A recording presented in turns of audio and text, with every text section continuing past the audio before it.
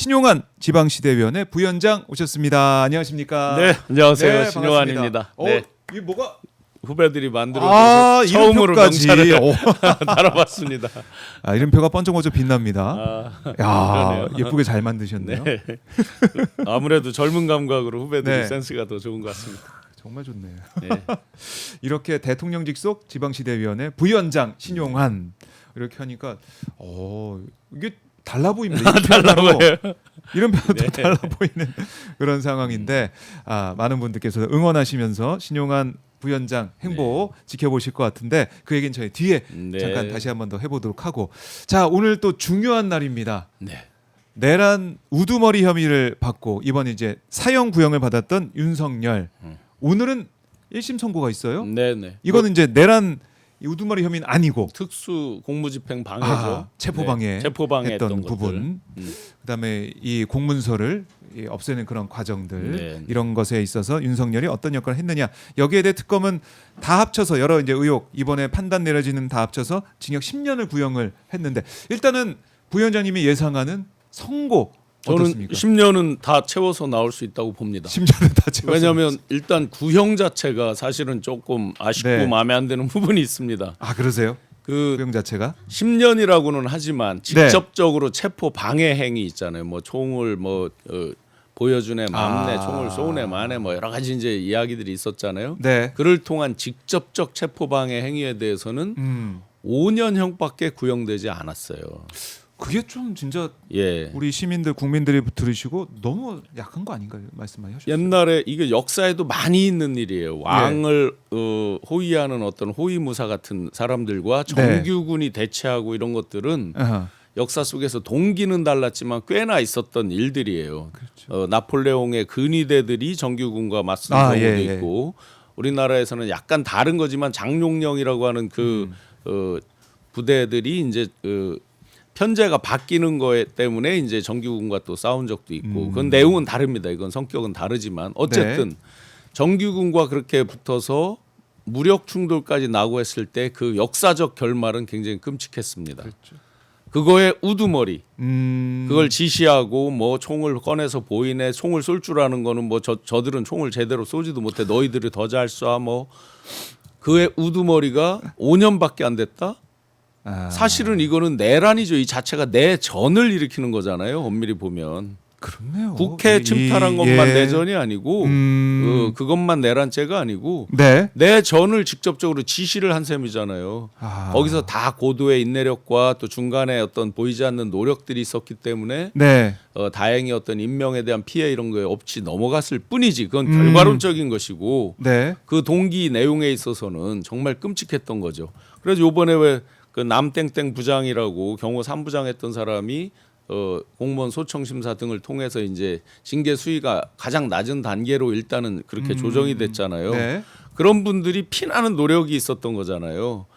그 김성훈 차장이 뭐 어떻게 해라 했을 때 반대하면서 절대로 그렇게 하면 안 된다라고 반대하고 나오면서 바로 직위해제되고 대기 발령하고 네. 그런 식으로 이제 피해를 입었잖아요.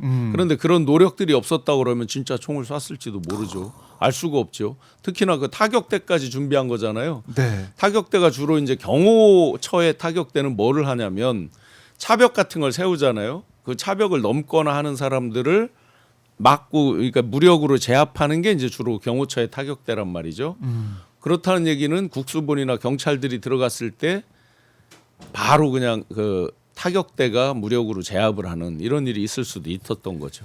그러니까 그야말로 내전을 준비해왔던 내전이죠, 그런 실제로. 움직임인데 네네. 그걸 5년밖에 안 했다. 일반 어떤 폭행이라든지 특수공무집행 방해, 예. 뭐 법원의 서부지법 난동 이런 거랑도 비교가 안 되는 차원이죠. 이건 국가의 어쨌든 하나의 큰 기관이잖아요. 경호처라고 하는 기관. 그 기관에다가 한 나라의 경영을 책임지고 있는 대통령이 지시를 했을 때 직원들이 안 따를 수 없는 분명히 그런 어떤 위압감이 있겠죠. 그걸 이용해서 내전을 유도를 했다. 훨씬 세게 처벌을 했어요. 구형 자체를.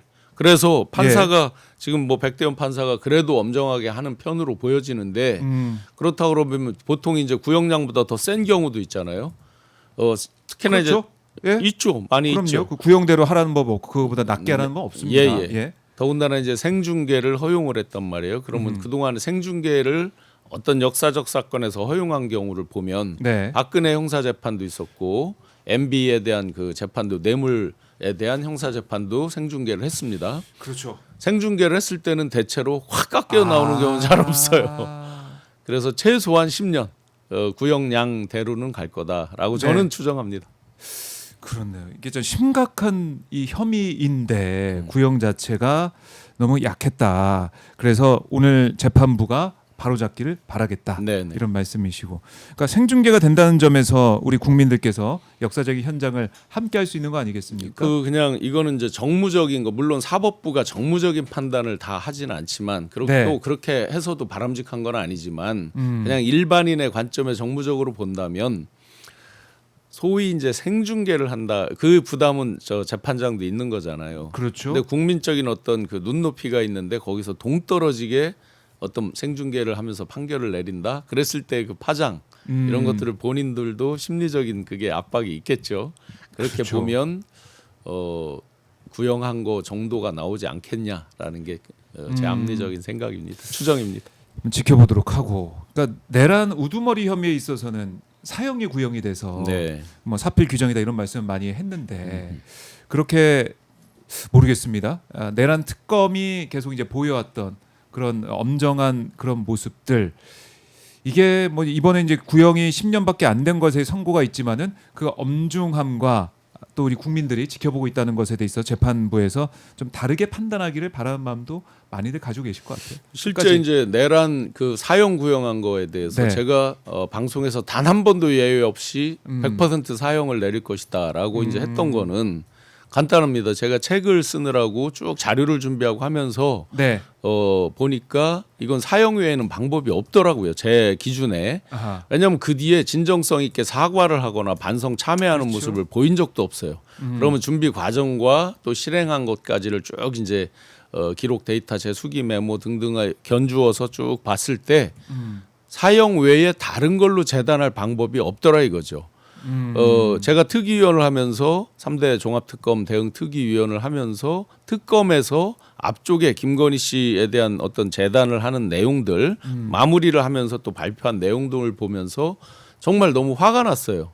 이건 너무 온정주의 아닌가? 이 내란이라고 하는 역사적 사건을 일반 형사 사건으로 보는 거 아닌가? 네. 라고 생각이 들 정도로 화가 났었는데 그러면 이 윤석열에 대한 구형 이 부분이 이제 하나의 기점이 되겠다. 특검의 진짜 마음에 대한 그 재단을 판단을 해볼 수 있는 기점이 되겠다라고 네. 생각을 했거든요.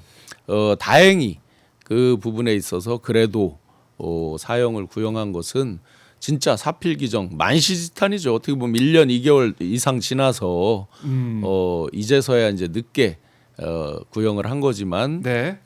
그거는 하늘의 뜻 그리고 일반 국민의 뜻에 부합하게 된 것이다. 마지막까지 고심했다고 그랬죠. 맞아요. 누구는 사형을 주장하고 누구는 무기를 무기. 주장, 어느 쪽이 더 왔다 갔다 했다라고들 나오는데 저는 이렇게 생각해요. 최소한 조은석 특검만큼은 이건 정부적으로 판단해 진적부터 사형이 마음속에 있었을 것이다라고 저는 믿고 싶습니다. 왜냐하면 세기의 내란, 네. 친위 쿠데타 그것도 전두환은 있는 정권을 때려 엎으려고 그랬던 거죠. 그런데 자기가 권력을 쥐고 있는 사람이 군인을 투입했다라는 얘기는 장기 집권, 독재를 그대로 이제 고착화시키는 거였잖아요. 네. 훨씬 더 사실은 재질이 나쁜 거죠. 제가 TV 토론 나가 보니까 국민의힘 쪽의 패널 분들이 이런 말을 해요. 뭐 2시간 만에 끝났고 2시간 만에 그렇고 아무도 안 다쳤고 맨날 그 얘기만 해요. 아이고. 그런데 그건 결과론적인 얘기죠. 국민들이 막았고 국민의 대표인 국회가 막았기 때문에 그런 거지. 우리 국민들 아니었으면 어떻게 예, 되겠습니까? 자기들이 자신해서 네. 뭐 내리고 이런 게 아니잖아요, 전혀. 그렇기 때문에 이것은 때려 엎었던 것보다 더 심하게 재질이 나쁘다. 자기가 이미 가지고 있는 권력을 더 견고히 공고히 하고 마음에 안 든다, 말 안 듣는다 하는 사람들을 다 짓밟으려고 했던 거기 때문에 이건 사형밖에 없다라고 생각을 합니다. 네. 그러니까 그 차원에서라도 체포방해 아까 내전까지 그 우려까지 말씀하셨지만은 네, 네. 저희가 몇 날 며칠을 그 관저에서 저항하고 있는 윤석열의 모습을 보면서 매일매일 조마조마하게 그 네, 상황을 목격을 했습니까? 그 사이에 나온 뉴스들도 또 황당하잖아요. 네. 뭐 평온하게 무슨 파티를 했네 마네 뭐 그 황당한 일들이 누구가 들어가서 누구를 만나고 차담을 하고 뭐 수도 네. 없이 이제 황당한 얘기가 나오잖아요. 그러면 그런 사람들을 어떻게 용서하겠어요? 어떻게 용서하겠습니까? 세기의 독재자의 모습을 그대로 실행을 했던 사람들인데. 그래요. 자, 오늘 2시에 우리가 지켜보겠습니다.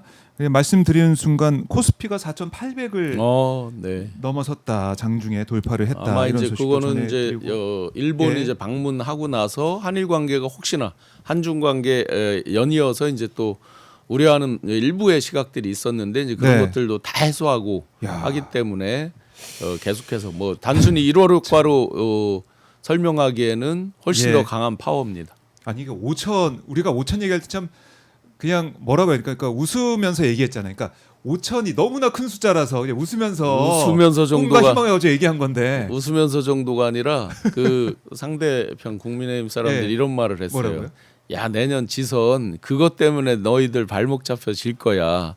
4천도 안 넘을 텐데 그러면서 자기들은 이렇게 하겠다는 거죠. 예. 그게 벌써 작년 이제 한 8월 9월쯤에 이제 이 농담처럼 하는 게 내년도 돼서 야 4천은 언제 넘니? 4천은 언제 넘니? 이 말만 하면 자기들이 지방선거를 이길 거다 이랬거든요.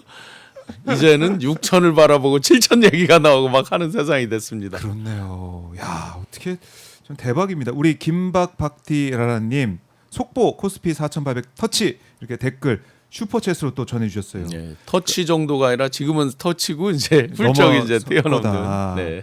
그러니까 체감하고 있다. 이재명 대통령의 이재명 정부의 그 효과 체감하고 있는 거 코스피에서 나타나고 있다는 생각이 들어요.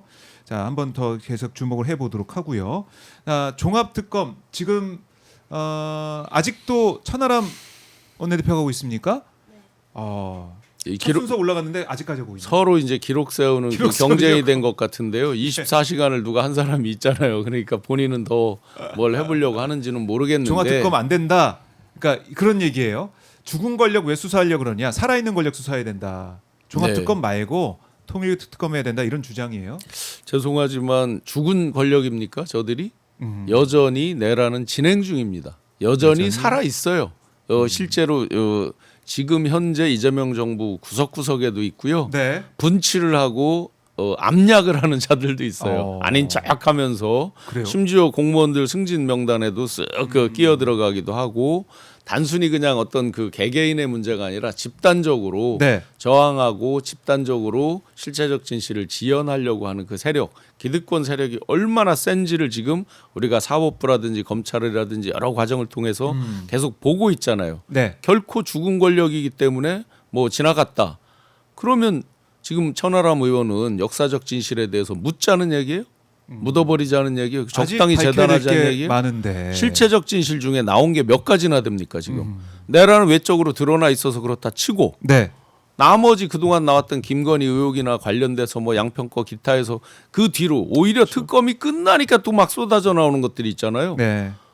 어디가 죽은 권력입니까? 어디가 죽은 권력이냐? 그러니까 김건희, 윤석열 여기에 대해서 양평고속도로 언급하셨지만 노상훈 수첩에 대해서 아직까지 못 밝힌 네. 부분도 많고. 그리고 그러면 천하람 의원 이런 사람들이 당명이 뭐예요? 개혁신당이잖아요. 네. 뭘 개혁하겠다고 진 거예요? 과연 저게 본인들이 이 기존의 기록을 깰 정도로 필리버스터에 집착해서 갈 정도로 지금 그렇게 역사 앞에서 그걸 뛰어넘을 정도로 본인이 온몸을 던져 막을 지금 사안인가 곰곰이 생각해 보시기를 바랍니다. 그래요. 천하람 원내대표 첫 주자인데 계속 이어가고 있고 근데 조금 있다가 여야 지도부 오찬 거기도 참석한다고 하더라고요. 아 이재명 그러면 대통령. 어쩔 수 없이 끝내겠네요. 예.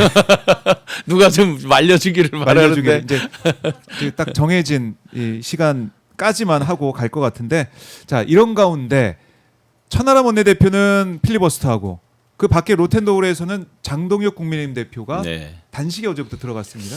자 단식 한다고 이제 할 때 제가 네. 명분과 타이밍이잖아요. 명분과 타이밍 중요하죠. 어떤 명분으로 시작하는지를 모르겠어요. 좀 그거 좀 특검 받아라 이건데 또 아니 고쳐놓은 받겠다니까요. 통일교 받고 묶고 신천지 하자. 더블로 신천지까지 다 받겠다니까요. 언제 안 받는다 그랬어요 누가? 그렇네요. 국민들이 볼 때는 아니 신천지까지 당연히 받아야지 네. 이런 목소리를 계속 내고 계세요. 자기들이 먼저 특검 하겠다고 했잖아요. 그래서 받겠다니까요.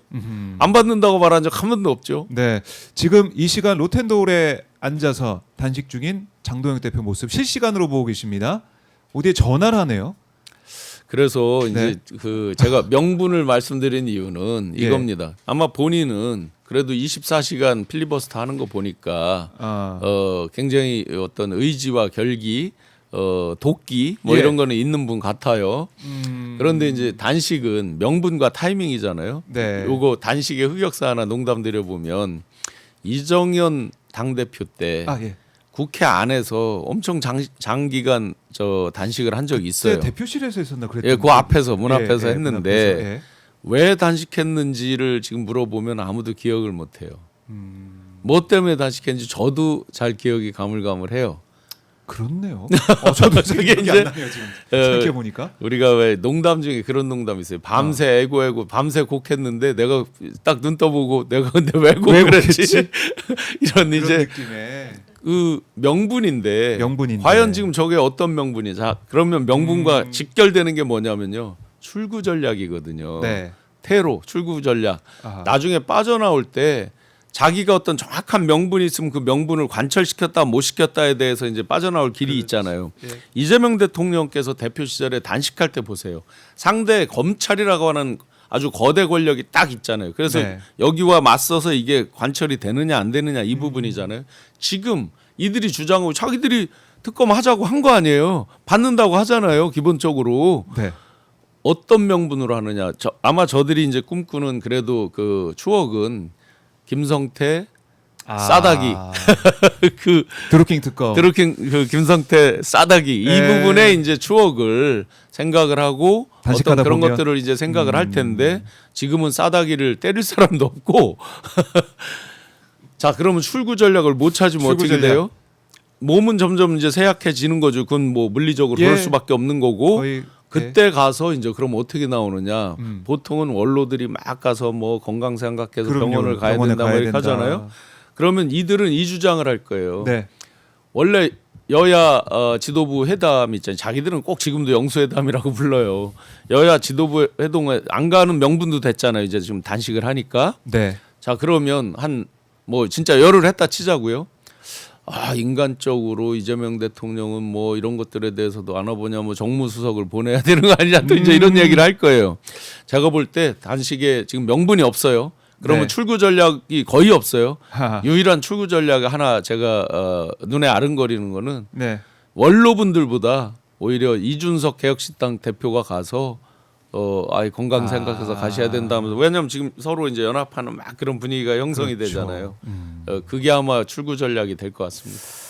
자, 그러니까 언급하신 것처럼 통일교 특검 민주당에서도 받겠다라고 했고 오히려 이 종교 단체의 문제점들을 들여다보기 위해서 또 신천지 의혹도 있었으니 함께 보자라는 그럼요. 거 국민들의 지지를 더 얻고 있는 것 같고 또 이른바 이제 공천 헌금 의혹 관련해서도 경찰에서 열심히 수사를 하고 있습니다. 수사도 하고 있고 강제수사에 그러면 들어가 있고 수사도 하고 있고 그러면 김정재 의원이 뭐 5억 얘기하고 막 한 거 있잖아요. 그건 자기들끼리 직접 자기 당 의원들끼리 통화한 내용이니까. 그거 당장 뭐 윤리감찰단 지시하든가 뭐 해야 그렇죠. 되는 거 아니에요? 아니 그 남하고 했다 그러면 뭐 불법으로 녹취를 해서 공개를 했네만에 하겠지만 자기들끼리 한 얘기잖아요. 자기들끼리 거짓말하지는 않았을 거 아니에요. 네. 그러면 다 같이 특검해요. 다 같이 하자, 얼마든지 이것도. 이들이 항상 뭐냐면 자기들이 하자 했다가 딱 받고 묻고 더블로 가 나오면 또 확 수그러드는 이런 네. 게 있잖아요. 계속해서 명분에 있어서 전혀 명분을 갖지 못했다. 명분이 아마 좀 안 출구절 보인다. 저는 그래서 출구절이 이번 어렵다. 단식은 다분히 예. 이 지금 장동혁 대표 본인이 이제 대권 지지율 1위 나온 적이 있었잖아요. 예. 그러면 이게 이제 한 세대, 한 시대를 이렇게 바꿔나가면서 소위 이제 보수 진영에서 극우를 포함한 보수 진영에서 네. 차후에 패권 싸움과 직결이 돼 있습니다. 한동훈, 이준석 등등과 함께 장동혁 대표도 1등이 나왔어요. 그러면 이번에 한동훈 전 대표 징계하는 거 있잖아요. 그 징계의 핵심은 저는 이거라고 봅니다. 지방선거를 이기든 지든 다음번에 재보궐선거 당 대표에 대한 이제 선거가 있을 거예요. 전당대회가 있을 겁니다. 이번에 징계를 하면 다음번에 못 나오죠 한동훈 대표. 아하. 네, 그러면 장동혁 대표 또 출마할 수도 있어요. 윤호개인하고 지금 선명성이 오히려 강조됐잖아요. 장어개인이네 그럼. 예, 윤호개인과 함께 그 세력과 함께 이렇게 됐잖아요. 장동혁 대표 또 나오네요. 그 장어개인이 될 수도 있어요. 거기서 아주 강력하게 자 한동훈 대표 못 나오겠죠. 그 다음에 예. 이준석 대표가 재밌게 농담하잖아요. 내가 하나 조언한다면 고수라면 하면서 고수라면. 조언하잖아요. 네. 고수라면이 뭐예요? 나는 고수다 이 얘기예요. 이준석 대표 자기가 고수인데 자기가 조언하면 서울시장 나가든지 창당해라 이러잖아요. 한동훈 전 대표가 서울시장 나가든지 창당했을 때 가장 이득을 보는 사람은 이준석 대표죠. 왜냐하면 서울시장 나갔어요. 떠나버리면. 이게 네. 속된 표현으로 개죽음이 될 수도 있잖아요. 의미 없는 죽음이 될 수도 있어요. 그렇죠. 거기서 지면은 또 당 대표도 못 하게 되는. 더군다나 네. 무소속 서울시장 나갔어요. 그 국힘 후보 안 냅니까? 그 국힘하고 저 표 잡아먹고 당에 해를 끼친 나쁜 놈 이렇게 할 거 아니에요? 그 다음에 창당을 한다. 네. 창당에 지금 동력도 없거니와 사람도 쉽지 않거니와 막 찢어지는 효과에 그 사이에 빈집털이까지는 아니지만 이제 국힘에 공간이 많이 생겼잖아요. 그렇죠. 개혁신당과의 이 연대 연합 굉장히 좋은 기회를 맞이하고 또 밖으로 나오면 이쪽도 또 하나 기회가 되죠. 오세훈, 안철수, 네. 이준석 등등 약간 한 발짝씩 떨어져 있는 사람에 거기에 한동훈까지 밖에 창당을 한다. 훨씬 더 입지가 넓어지죠. 그러니까 그거는 고수가 하는 조언은 맞는데 그 조언의 혜택은 본인이 받을 수 있는 거죠. 진짜 한동훈 씨에게 어떤 조언을 만약에 네. 보수에 있는 사람이 한다면 한동훈 씨가 지금 제일 어려운 험지는 대구죠. 대구 가서 자기 스스로 검증받고 살아서 돌아와 진짜 봐라. 험지네 대구가. 그러니까 지금은 그렇게 된 거죠. 왜냐하면 있으니. 저 이번 이 댓글 사건도 마찬가지고요. 단계 논란도 그렇고. 네네. 그렇네. 그러니까 한동훈 전 대표 이제 제명 이후에 장동혁 대표가 이걸 좀 약간 한 박자 쉬었어요. 단식하고 있으면요 못 예. 건드리죠. 그 다음에 이제 한 박자 쉰 이유는 아주 자명하죠. 가처분 신청을 할 게 뻔해요. 여기 판사 출신이죠. 여기 법무부 장관 출신이죠.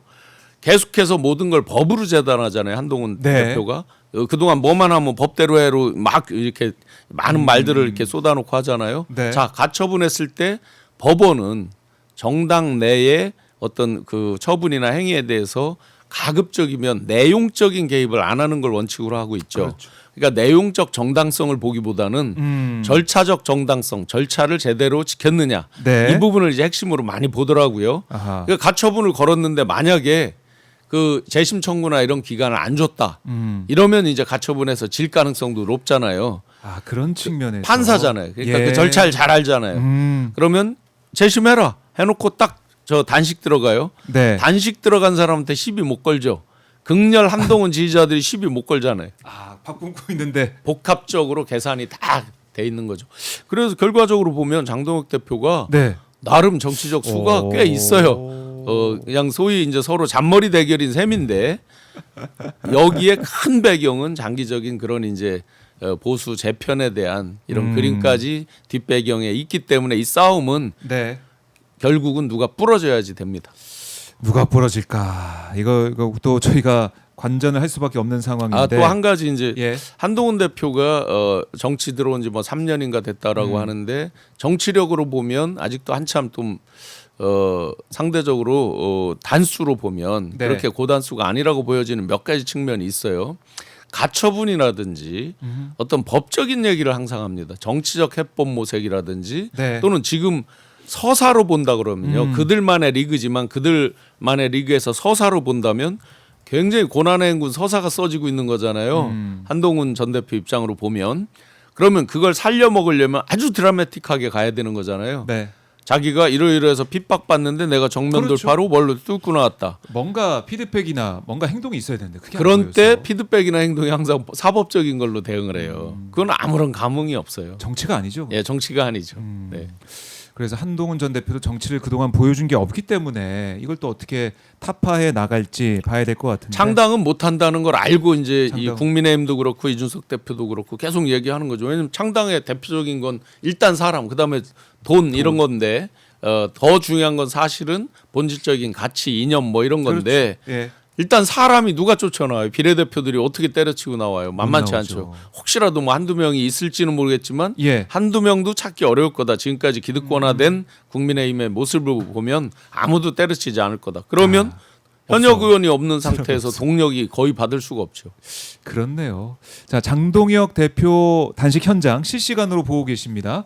근데 저희가 이제 단식하면은 이정현 당시 대표도 그렇고 보면은 약간 이제 자리를 이제 깔고 앉아서 어떤 절박함이 좀 느껴지는 그런 모습을 많이 봤던 것 같은데 책은 많이 써놨는데 보는 건 핸드폰 보시네요.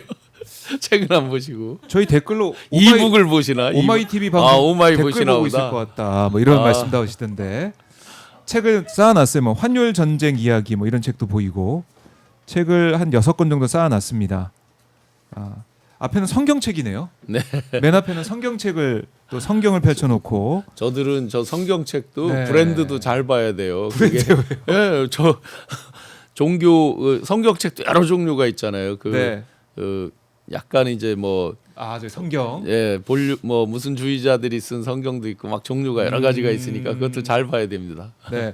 저기 물컵이 있는데 저기 뭐 식용을 소금 그거는 뭐 소금을 그건 거죠? 기본적인 거니까 인간 저 생리학적인 거니까 네. 소금은 꼭 해야죠. 소금은 뭐 네, 네. 주겸 이렇게 먹는 상황이긴 한데 조광한 씨가 쓴 책이 있네요. 그 위에 조광한 지금 최고위원이죠. 예. 이제 저건 일부러 해놨을 수 있어요. 뭐냐면 일부러? 남양주 시장 했었잖아요. 그때 네. 계곡 강력히 단속하고 했던 음. 당시 경기지사인 지금 대통령님에 대해서 네. 반발을 하면서 계속 트러블 갈등을 일으켰었죠. 그래서 일부러 그렇게 상징적으로 놨을 수 있습니다. 메인 위에 이제 기자들이 올라와 이제 있고. 이렇게 촬영하는 걸 알고 보세요. 그럼요. 다 하나하나마다 지금 메시지가 있습니다. 어떤 환율 거요? 전쟁 이야기 환율 딱 전쟁 있잖아요. 이야기. 예. 자, 환율은 대한민국 대통령만이 책임질 수 있는 일이 아니에요. 음. 구조적인 문제고 글로벌 상대적인 문제예요. 그거를 계속 이제 지금 이들은 뭐만 얘기하면 예를 들어 주가 얘기를 해도 환율 얼마잖아. 이렇게 이제 대받아치고 나오는데 그건 사람들한테 와닿지가 않죠. 그런데 일부러 상징적으로 환율 전쟁 이야기. 그 밑에 책도 이렇게 좀 클로즈업 해보면 재밌을 네. 것 같은데. 자, 밑에 맨 밑에 게 뭐 약간 보이는데. 네, 자세히 좀 안 보이고 있는데. 그 밑에 또 법 그리고 자유 저게 누가 쓴 건가 법. 네. 그 밑에 거 환율 전쟁. 이야기. 그 밑에가 다수가 옳다는 착각이라는 책이거든요. 예. 보세요. 민주당 다수가 해주는 옳다는? 메시지죠. 예. 아까 그래요. 저거 전체적으로 다 지금 네. 대통령님과 민주당의 어떤 저항하는 내용의 상징적인 메시지들이 있는 책들이에요. 이걸 또 예. 사진 기자들이나 예, 촬영 네. 기자들이 봐라 일부러 또 하는 거죠. 보니까. 메시지 정치죠. 단식을 메시지 정치. 하면서. 그리고 제일 맨 앞에 지금 펼쳐놓고 있는 것은 성경이다. 그 환율 전쟁 이야기 보니까 잃어버린 30년 책인데 네. 잃어버린 대한민국이 될 뻔했잖아요. 잃어버린 30년 누구 때문에 잃어버렸어요? 지난 30년 동안 일본 이제 얘기일 텐데 네. 그 대한민국에 잃어버린 지난 30여 년 동안에 탄핵이 몇 번 있었어요. 두 번의 탄핵이 다 어느 정권에서 일어났어요. 다 보수정. 네, 그러니 저런 것들로 아무리 보여봐도 다 반사가 되는 반사. 거예요. 다 자기들한테 돌아오는 부메랑이죠. 부메랑이다. 자유를 억압하려고 가장 극도의 억압은 뭐예요? 내란을 통해서 입틀막 몸틀막 하는 거잖아요. 네. 창문을 깨고 들어가서 다 국회를 무력화시키려고 그랬잖아요. 자유를 완전히 짓밟고 빼앗으려고 했던 사람들 아니에요. 그러니까 더 이상 뭐 다 반사입니다. 다. 그래요. 다 반사로 뭐 정리가 되는 부분이고. 자, 여기서 이제 배현진 의원도 이런 장동혁 대표의 모습을 보면서 위기 때 뭐 24시간 필리버스터에서 그걸 또 타파한 면이 있지만 이렇게 한다고 해서 이 단계에 제명한 한동훈 문제가 가려지지 않는다. 뭐 이렇게도 적어놨던데. 이게 단계 논란으로 분명히 한동훈 대표가 잘못한 게 있죠. 그 가족들도 뭐 그 가족들에 대한 건 이미 이제 인정을 한 것이고 네. 결국 남은 건 이제 본인 부분만 인정을 안 했잖아요. 그렇죠. 70몇 년생 한동훈이냐 68년생 한동훈이냐 뭐 동명이인이단데 IP는 같다라고 이제 뭐 발표가 돼 있고 하는 걸 보면 네. 근데 본인 부분에 이제 가장 민감하게 안 했죠. 그런데 막상 징계를 서두르듯이 네. 또는 어떤 기습적으로 이렇게 하다 보니까 그 역풍을 분명히 알고 있어요. 본인들도. 또 그 배경에는 큰 전쟁이 있다는 것, 그에 따른 역풍도 알고 있기 때문에 네. 단식을 통해서 주도권, 한동훈 쪽으로 가 있었던 주도권을 장동혁 쪽으로 돌린다. 이 의미도 굉장히 클 그렇네요. 겁니다. 아, 그걸 또 단식으로 차단한다. 네. 아, 이 역풍을 막는다 이런 것 같다. 하나 또 비유적으로 보면 예. 자, 그들에게 1호 당원이었죠. 지금은 우리 당을 나갔으니까 관계없는 사람이다. 그건 자기들의 주장이고 많은 사람들은 여전히 국민의힘은 윤석열 당이에요. 아유, 지난번에 기자회견할 때 윤석열 이름도 못 꺼내지 않았어요? 그럼요.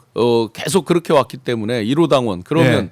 물론 선고는 아니지만 사형이 구형이 됐어요. 그럼 비유하자면 초상집 분위기가 정상이잖아요. 초상집일 때는 어떻게 해요? 형제 자매들도 여러 가지를 갖고 갈등도 많고 어느 집이나 싸움도 있고 그러잖아요. 네. 그러다가 초상집일 때는 안 싸우죠. 음. 최소한 뭐 그렇죠. 그 잘 정리를 해놓은 다음에 예. 그 다음에 또 싸우겠죠. 지금 그날 딱 사형 구형하던 날 윤리위에서 딱 결론 내린 거잖아요. 그러면서 지금까지 그 싸움이 계속 더 격화되고 있는 거잖아요. 네. 그러면 우리 어떤 인륜지 대사 사람들의 그 우리 대한민국 사람들의 보편적인 정서에도 지금 맞지가 않아요. 자기들은 원래대로 상복 입고 많이 국회 갔었죠. 이 사람들 몇 번을 저 국회에서 상복 맞아요. 입고 집단적으로 예. 한 적이 예. 있죠. 상복은 지금 이런 때 입어야 되는 거죠. 이런 사실은 자기들의 저기로 본다면. 그런데 그렇네요. 내분이 격화되고 있다. 네. 예. 아, 그래서 국민의힘 상황이 글쎄요 녹록치 않다라고 볼 수가 있을 것 같고 당명 바꾼다고 하잖아요. 포대가리. 포대가리. 예, 컨텐츠가 안 바뀌고 겉포장만 바뀌면 뭐 합니까? 포대가리 우리 원산지 표시했는데 이거 싹 가는 거 많이 사람은 봤잖아요. 다 똑같고. 지금 근본적인 가치 이념이 뭔지를 모르겠어요. 이걸 단적으로 표현해 줄 수 있는 게 뭐냐면 국민의힘의 대주주가 누구냐 이렇게 물으면 아무도 답을 못 해요. 옛날에는 박정희 대주주라고 그러면 정신적 가치적인 게 체화된 그렇네요. 거잖아요. 예. 옛날에는 뭐 박정희 뭐 있었겠죠. 지금 아무도 답을 못 해요. 그럼 근본 기둥이라는 게 뭔지를 모르는데 다 격까지 갖고 싸우는 거잖아요. 본질이 없어지면 현상이 눈에 띄는 거죠. 네. 현상만 갖고 즉 권력이라고 하는 차후의 미래 권력이라고 하는 이런 현상만 갖고 싸우는데 보수 본류의 가치적인 거 뭐 보수를 보수하라 맨날 자기들 하는 거 있잖아요. 국민에 대한 무한 책임 이런 거에 대한 근본 가치 이런 건 하나도 없는 싸움이기 때문에 사상 누각의 싸움을 하고 있다. 결론은 네. 모두가 루저가 된다. 위너가 되는 게 아니라 상생 위너가 되는 게 아니라 모두가 패배자가 될 거다. 네.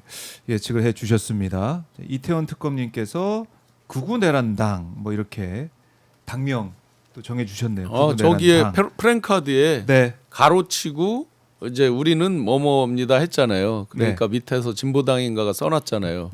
우리는 부끄럽당. 괄호에다가 부끄럽다. 그렇네. 아, 그래서 이게 당명 바꾼다고 해도 지금 국민의힘이 내용적으로 바뀌지 않기 때문에 이건 뭐 소용이 없다 이런 지적이 계속 토대가리일 나오고 뿐이에요. 있습니다. 예. 토대가리는 결국 국민을 속이는 거죠. 네. 속이는 거다. 우리 보단님께서 슈퍼챗 보내주시면서 당명 3617 포대로 바꾸면 좋겠어요. 아, 포대 이름을 적어주신 것 같은데. 포대. 예, 네. 그 3617 포대, 포병 포대.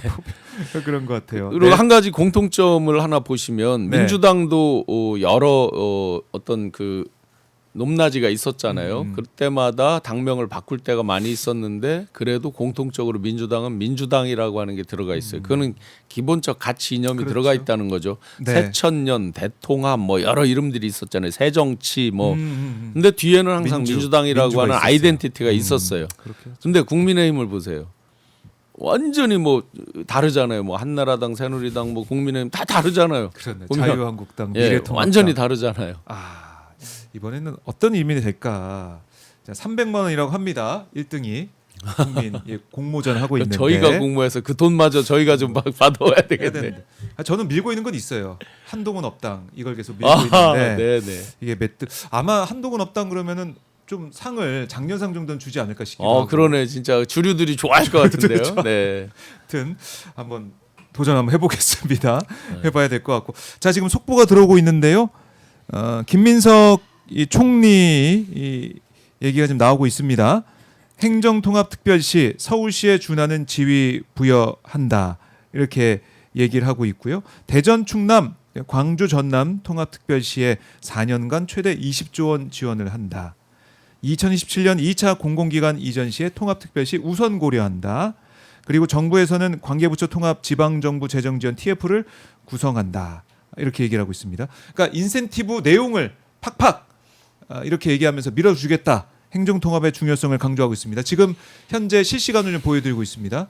김민석 총리가 행정통합 관련된 내용을 발표하고 있는데, 자, 네, 역시 지방시대위원회. 네, 저희도 있습니까? 이제 행안부가 기본적인 이제 주무 부처고, 저희가 이제 큰 틀의 가치적인 네. 부분부터 같이 하고 있는데, 어제 밤에도 이제 광주 MBC에서 광주 전남 통합에 대해서 생방송을 하고 네. 막차를 타고 이제 그러셨군요. 올라왔는데요. 네. 그 근본적인 기본적인 건 이 부분을 국민들은 잘 보셔야 됩니다. 권력을 잡으면 다 꽉 쥐고 싶은 건 누구나 본능이잖아요. 그렇죠. 그러니까 윤석열이 그렇게 더 꽉 쥐려고 네. 있는 권력도 그래 했을 거 아니에요. 그런데 지금 이재명 정부에서는 과감하게 놓고 지방자치단체가 아니라 지방정부, 비유하자면 미국의 그래도 주 단위, 연방 주 단위 정도는 될 정도로 네. 권한을 이양하겠다. 아. 꽉 잡는 게 아니라 과감하게 정부가 지고 있던 거를 지역으로 이관하겠다라는 거잖아요. 네. 대한민국이 이제 17개 시도로 이렇게 있다 보니까 각각의 그 권역별로 경쟁력이 약한 경우가 많아요. 그렇죠. 또 어떤 일을 산업적으로 할 때도 시도별로 이렇게 하다 보면 굉장히 연계성이 많은데 각각 시도별로 쪼개서 경쟁을 하면서 경쟁력이 약화되는 경우도 많이 보고 있습니다. 네. 그러다 보니까 이제 5극 3특이라고 해서 5개 권역과 3개의 특별자치도를 통해서 이렇게 이제 경쟁력을 더 높이는 작업을 해온 거잖아요. 네. 근데 마침 이제 충남, 대전은 기존부터 충청광역연합이라고 해서 4개 충북을 포함해서 충북, 세종, 대전, 충남이 이제 같이 광역연합화하고 있었고 네. 통합하겠다 하니까 대통령께서 이제 화답해서 받았단 말이에요. 그렇죠. 적극 지원하겠다 했는데 이제 광주, 전남이 거기에서 한 발짝 더 뒤에 늦었지만 더 세게 더 치고 세게, 나왔습니다. 예. 아마 통합의 속도는 더 빠를 수가 있습니다. 하나 이제 실무적으로 말씀드리면 기초와 기초는 지방자치법에 어떤 절차를 해서 어떻게 해야 된다가 있습니다. 네, 그런데 있죠. 광역 대 광역은 법에 없어요. 즉 무슨 얘기냐면 법에 없기 때문에 장점도 있는 거예요. 네. 특별 법으로만 끝낼 수도 있는 것이고 각 지방 의회 단위에서 승인해서 끝낼 수도 있는 거고 네. 궁극적으로 주민 투표에서 끝낼 수도 있습니다. 어느 게 옳다 그르다를 따질 저기는 아니에요. 각각의 특징이 다르기 때문에. 네. 그래서 예를 들어 옛날에 2014년에 청주와 청원이 통합해서 지금 통합 청주시 그게 최초에 이제 주민들이 직접 투표를 통해서 한 케이스인데 네. 그 기초 대 기초를 했을 때 청주는 주민들이 직접 투표를 한 게 아니라 의회에서 승인을 했어요. 청원군 지역은 주민 투표를 했어요. 그래서 의회 승인과 주민 투표가 같이 이제 네. 맞물려서 다 승인이 된 이런 아주 특이한 케이스이지만 그게 어떻게 보면 바람직한 케이스로 이렇게 간 경우고요. 네. 그래서 이번에도 어떤 게 적용될지 모르지만 김민석 총리께서 지금 말씀하시듯이 서울 특별시에 준하는 대우 맞아요. 광주 전남 같은 경우 합치면 320만 인구에 150조 JRDP를 기록하게 됩니다. 충남, 대전 충남이 합쳐지면 350만 인구에 197조 정도 되는 JRDP를 기록하게 돼요. 자, 그러면 서울, 경기 그 다음 규모가 사실은 될 수가 맞아요. 있는 거거든요. 그렇게 하면서 예를 들어 광주, 전남, 광주 같은 경우는 네. 광주의 AI 모빌리티, 그 다음에 전남의 에너지라든지 제주 베이스 네. 이런 것들이 이제 결합되면서 아하. 개별 시도가 했던 거를 뭉쳐서 그러면 정부 입장에서 산자부에서 어떤 권역별로 특징적인 산업을 지원한다 했을 때 훨씬 효율적으로 지원할 수 있겠죠. 네. 그래서 이제 서울특별시에 준하는 걸 준다는 뜻은 광주 전남을 예를 들면 아마 합쳐졌을 때 부시장이 지금 특별시로 했을 때 부시장이 한 4분 될 거란 말이에요. 네. 그러면 기존에는 중앙에서 행정부지사 그다음에 뭐 경제부지사 행정부지사 내보내고 경제부지사는 자체로 하고 이런 거였었는데 특별시로 바뀌면서 4명을 다 자기들이 임명을 한다든지 여러 새로운 이제 특례들이 생기는 거죠. 그다음에 재정 지원이 핵심인데 돈이죠, 돈. 지방의 재정 권한을 강화해 주는 거. 기존에 국세로 틀어지고 있던 부분을 일부 이제 상당 부분 이양을 시켜준다든지 지방세에 대해서 지원 네. 비율을 높여준다든지 하는 이런 실질적인 혜택을 지금 아마 실시간으로 기자회견을 하고 계실 겁니다. 그러니까 이제 5극 3특의 이 비전 이걸 하나하나 이뤄내고 있다. 그래서 국민들께서 관심 가지고 이게 지켜보실 것 절절히 같아요. 왜 필요하냐면요. 광주 전남 통합 어제 제가 토론했지만 전라남도에 22개 군이 있거든요. 그중에 정부에서 89군데를 지방 소멸 예정 지역으로 인구 소멸 예정 지역으로 지정을 했는데 22개 중에 16개가 예정 지역이에요. 네. 그대로 갔을 때는 각각 개별 시 군으로 쪼개서 갔을 때는 인구 소멸 이런 걸 막기가 정말 어려운 거예요. 통합적으로 카테고리를 묶어서 메가시티 개념으로 놓고 그 안에서 네. 청년들이 지역을 떠나지 않고 정주하면서 지속 가능성을 담보하게 만드는 것 이런 것들이 행정통합의 기초 정신입니다. 네. 자, 아무쪼록 활발한 토론을 거쳐서 최선의 안으로 또 정부도 최선의 지원으로 인센티브로 이걸 좀 이뤄냈으면 좋겠다 이런 생각이 듭니다. 자, 그리고 지금 사실은 우리 신용환 부위원장님도 이제는 뭐 준비하고 있는 게 바로 6.3 지방선거라고 제가 생각할 수가 있는데 네. 일단은 우리 부위원장님 보시는 지방선거 이번 선거 판세는 어떤지 이거 좀 들어보실래요? 아마 이제 전국적으로 본다고 하면 예. 원래 지방선거는 이제 민생, 지역 발전 이런 게 더 큰 화두였거든요. 또 예. 그렇게 되는 게 어떻게 보면 바람직한 것인데 문제는 그동안에 이제 내란의 후유증과 내란의 극복, 비정상의 정상화 과정이 길어졌어요. 그거는 이제 사법부의 지금 직위원 재판부라든지 이런 이제 재판 운용, 네. 그리고 이제 검찰의 어떤 저항 뭐 이런 것들이 이제 복합적으로 작용한 거겠죠.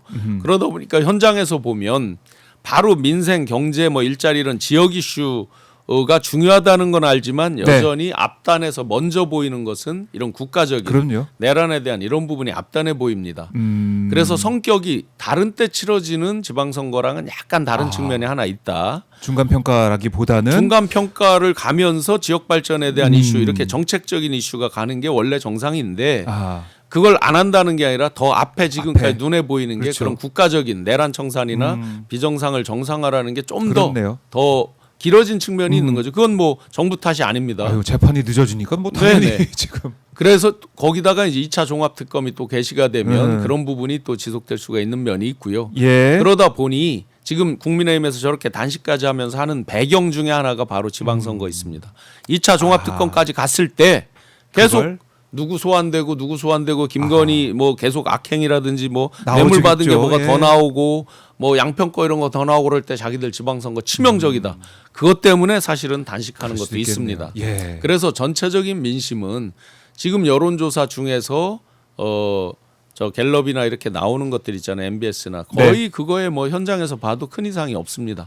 그거랑 비슷한 거고. 그러게요. 그다음에 이제 현역 지자체장들에 대한 불만들 이런 것까지 보면 네. 또 더군다나 이제 이재명 정부 그들이 외교 같은 건 준비가 안 돼서 잘 못할 거야라고 생각했는데 지금 대중 대일 뭐 이렇게 봤을 때 마치 외교를 엄청나게 체화돼서 공부했던 사람처럼 능수능란하게 하잖아요. 외교 천재라고 네. 그러더라고요. 그러다 보니까 네. 그런 부분까지도 이제 상승작용이 일어나서 민주당이 몇 가지만 더 보완하고 지금 김병기 의원 문제 이런 것들을 네. 제대로 한다고 한다면 크게 국정 동력을 가지고 갈 정도 지금 기대하는 정도의 승리를 거두지 않을까라고 생각은 됩니다. 네, 그래 전체 판세 지방선거의 의미 짚어주셨고 그럼 신용환 부위원장님 개인적으로 네, 네. 준비를 하고 계실 것 같은데 네. 출마 선언 뭐 예정돼 있습니다.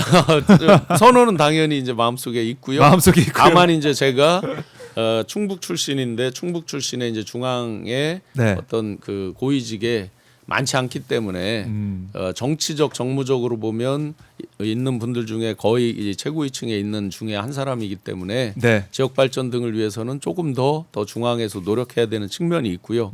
그래서 출마 선언 자체는 그렇게 서두를 생각은 없고 네. 다만 매일매일 열심히 하는 걸 보고 대충 다 아세요. 저 친구가 언제쯤 어떻게 하겠다라는 건 대충 아시니까. 네. 그리고 이제 1월 31일 날 제가 책을 써서 출판 기념회를 책을 내셨어요. 예, 충북대학교에서 개신문화관에서 하는데 예. 제가 쓴 선택이라는 책은 선택. 어떤 지역에 국한된 책은 아닙니다.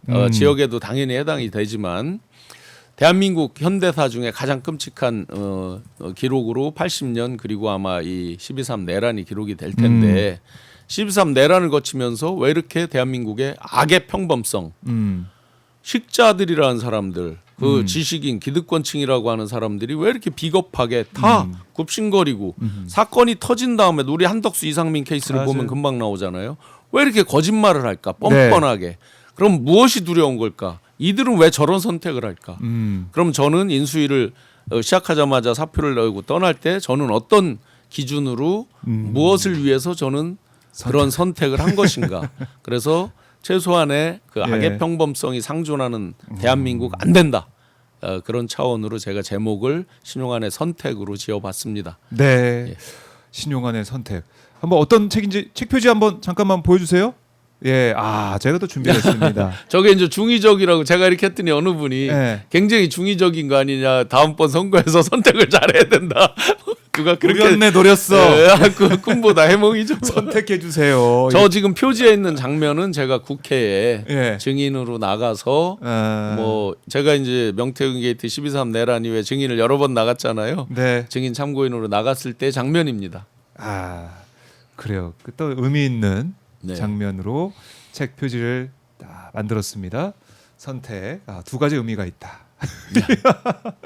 그래요. 악의 평범성에 물들지 않고 시민들을 따라 빛으로 향한 지방시대위원회 신용환 부위원장의 진정한 선택. 많은 네. 분들이 또 관심을 가질 것 감사합니다. 같아요. 지금 뭐 교보에서 예약 판매가 되고 그래요? 있습니다. 아직 예. 출간은 정식으로 안 돼서 예약할 수 있습니다. 네, 많은 분들이 사랑하실 거라 생각합니다. 자, 부위원장님이 가실 시간이 돼서 보내드려야 될 것 같은데 못다한 말씀 있으면 듣고 네. 마무리하겠습니다. 지금 말씀드린 네. 대로 악의 평범성, 음. 저도 물론 기득권, 식자, 지식인의 허상, 범주에 있는 사람입니다. 저부터도 참여하는 마음으로 책도 썼지만 책은 책이고 우리 지금 재판 벌어지는 거에서도 국민들이 실망하지 않도록 대한민국의 악의 평범성이 다 사라지도록 네. 정말 제대로 된 판결, 국민 눈높이, 국민의 양심에 맞는 시대적 양심에 맞는 판결이 나오기를 기대합니다. 알겠습니다. 고맙습니다. 고맙습니다. 네, 지금까지 신용환 부위원장과 말씀을 나눠봤습니다.